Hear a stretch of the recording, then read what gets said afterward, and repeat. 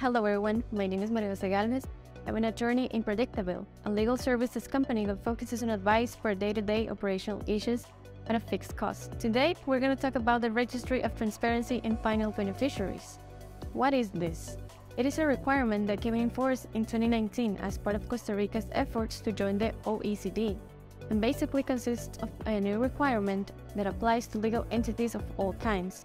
They must report to the central bank who their final or ultimate beneficiaries are.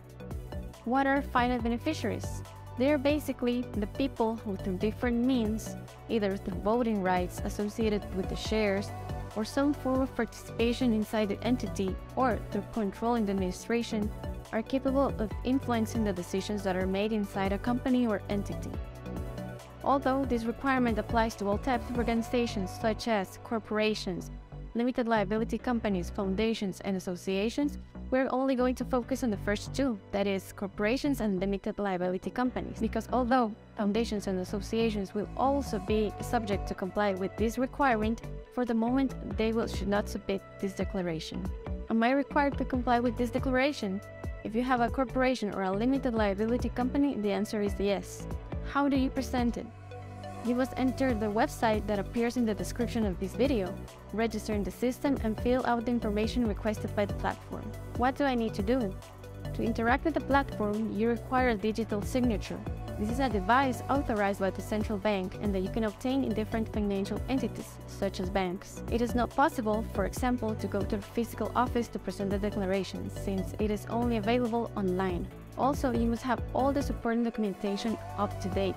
For example, in the case of corporations or limited liability companies, you must have the legal books such as the Registry of Shareholders or Quota Holders. If, for example, the Costa Rican company is owned by a holding company, some other entity such as a trust, the supporting documentation must confirm who the individuals are that exercise control, either directly or indirectly, in the structure. Also, it's very important to clarify that if the documents are issued abroad, they must be duly notarized and apostilled. When do you need to file this declaration? Well, this depends on whether it is an ordinary declaration or the extraordinary declaration. If it's the ordinary declaration, you must submit it in April every year.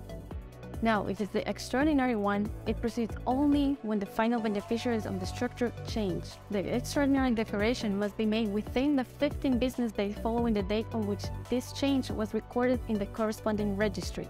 For example, in the case of corporations or limited liability companies, this would generally be the Registry of Shareholders of Quota Holders. What happens if you don't file the declaration? Consequences are basically of two types.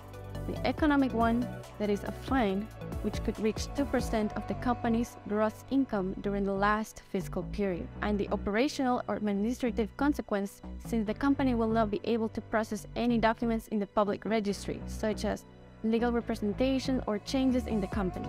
I am pleased to remind you that Predictable has an online service platform where you can purchase this service, and in a matter of minutes, we will be helping you out with your declaration.